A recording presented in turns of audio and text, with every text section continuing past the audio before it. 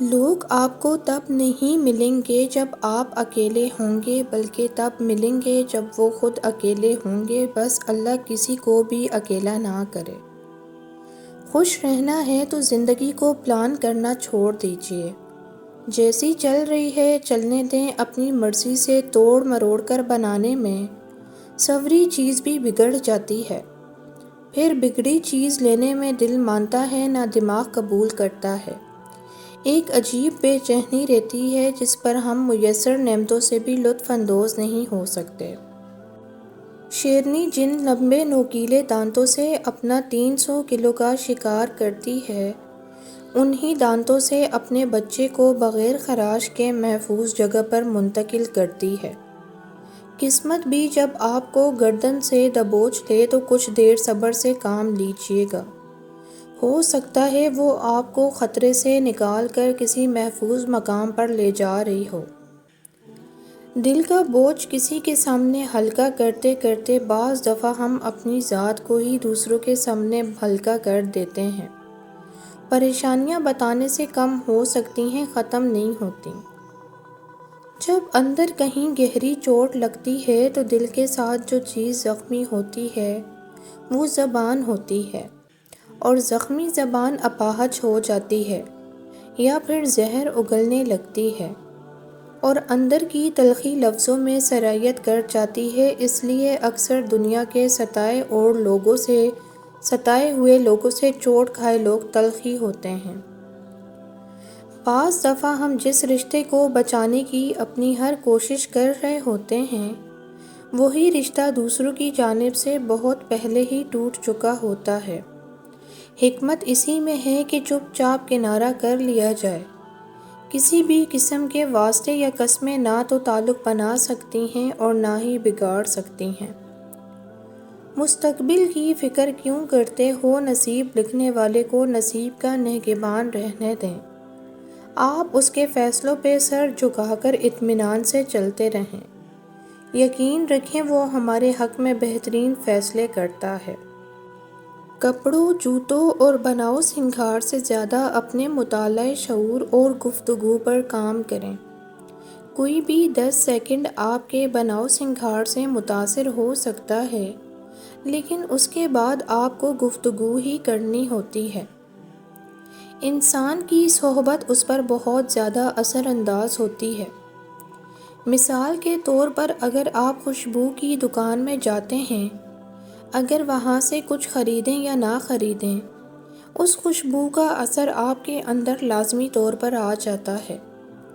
اچھی صحبت بھی اس خوشبو کی مانند ہے، اس لیے اپنی دوستی ان کے ساتھ رکھیں جو آپ کو مہکا دیں۔ حضرت عبداللہ بن مبارک رضی اللہ عنہ کی خدمت میں عرض کی گئی، ایک جملے میں اچھے اخلاق کی وضاحت فرما دیں۔ ارشاد فرمایا، غصے کو چھوڑ دینا۔ جب کوئی غبارہ آپ کے منہ پر پھٹ جائے تو غصہ کس بات کا؟ آپ نے ہی اس میں ہوا بھری اور اسے اس کے حجم سے بڑا کر دیا۔ بالکل یہی معاملہ کچھ لوگوں کا ہے۔ جب آپ ان کے حجم سے بڑھ کر ان سے سلوک کریں، ان کے قد سے بڑھ کر عطا کریں اور جس چیز کے وہ اہل نہیں وہ احسان ان پر کریں، تو وہ ایک دن آپ کے منہ پر ہی پھٹ پڑیں گے۔ کم ظرف پر احسان نہ کر اور جس پر احسان کر، پھر اس کے شر سے ڈر۔ دھوکے ہوتے رہتے ہیں، لوگ بھی بے نقاب ہوتے رہتے ہیں، مگر ہر چیز کو جان کا روگ نہیں بنا لینا چاہیے۔ مسکراؤ اور آگے بڑھ جاؤ۔ عربی کہاوت ہے کہ اگر تم مرنا چاہتے ہو تو خود کو سمندر میں پھینک دو، تو تم دیکھو گے کہ تم خود کو بچانے کی کوشش کر رہے ہو۔ تب تم جانو گے کہ تم خود کو نہیں مارنا چاہتے، بلکہ تمہارے اندر کوئی شے ہے جسے تم مارنا چاہتے ہو۔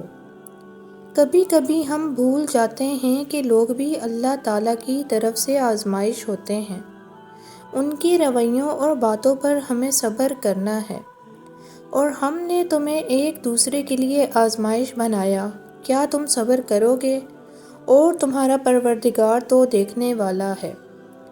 اگر ہمیں پتہ چلے کہ جو پیپر ہم دے رہے ہیں وہ چیک بھی ہوگا اور اس کا رزلٹ بھی ملے گا تو ہم سنجیدگی سے اسے اٹیمپٹ کرتے ہیں۔ اسی طرح آخرت پر ایمان انسان کو سنجیدہ بناتا ہے کہ جو بھی کام میں کروں گا اس کی پوچھ گچھ ہوگی تو انسان ٹھیک ٹھیک کام کرتا ہے۔ یہ ضروری نہیں ہوتا کہ صرف A+ والا ہی زندگی میں بڑے کام کرے گا۔ بڑا کام اور کامیابی تو اللہ کی طرف سے ہوتی ہے۔ تم دعا کیا کرو کہ اللہ تم سے بہت بڑے کام کروائے اور تمہیں بہت کامیابی دے۔ رسول اللہ صلی اللہ علیہ وآلہ وسلم نے فرمایا، جب انسان مر جاتا ہے تو اس کا عمل منقطع ہو جاتا ہے سوائے 3 اعمال کے۔ نمبر 1 علم جس سے لوگ فائدہ اٹھائیں، نمبر 2 صدقہ جاریہ، نمبر 3 نیک اولاد جو اس کے لیے دعا کرے۔ میں اچھی ہوں اپنے لیے ایک مثبت پیغام ہے، لیکن جب دماغ کو لگنے لگے کہ صرف میں ہی اچھی ہوں تو رک جانے کا وقت ہے۔ خود شناسی اور خود غرضی میں فرق رکھنا ہے، سیلف لو کو سیلفش نہیں بنانا۔ اللہ تعالیٰ کی طرف سے ہر انسان کو ہر روز کیا ملتا ہے؟ کسی کو کوئی نعمت، کسی کو آزمائش ملتی ہے، لیکن ایک چیز ہے جو میرا ماننا ہے کہ اللہ تعالیٰ ہر انسان کو ہر روز دیتا ہے، وہ ہے تبدیلی۔ فرشتوں نے حضرت لوط علیہ السلام سے کہا تھا عذاب کے وقت پیچھے مڑ کر نہ دیکھنا۔ جب آزار کے پتھر برس رہے تھے تو حضرت لوط علیہ السلام کی بیوی نے مڑ کر دیکھا اور کہا، ہائے میری قوم!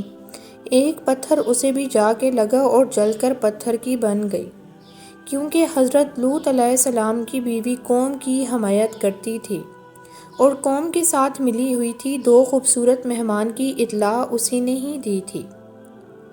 ہم مسلمان جس چیز میں سب سے زیادہ اچھے ہیں وہ ناشکری ہے۔ بڑی گاڑی چاہیے، بینک اکاؤنٹ میں بہت سارا پیسہ ہو اور بڑا سا گھر ہو، مگر غور کریں تو اللہ تعالیٰ نے بنا مانگے ہمیں ہماری سوچ سے زیادہ نوازا ہے۔ باقی چھوڑو ہم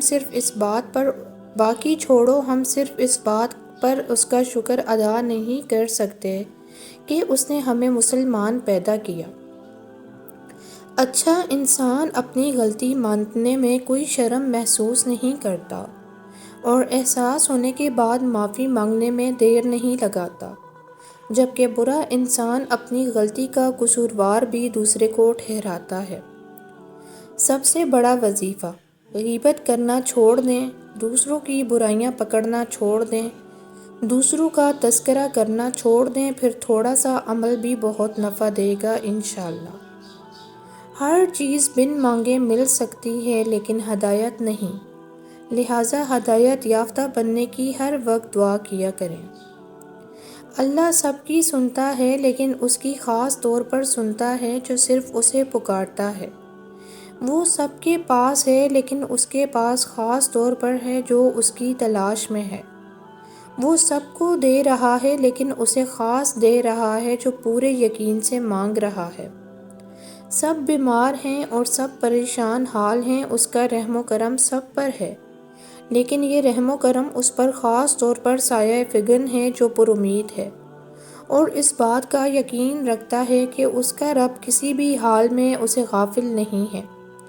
یقین صرف ایسا یقین چاہیے رب کو اپنے بندے پر۔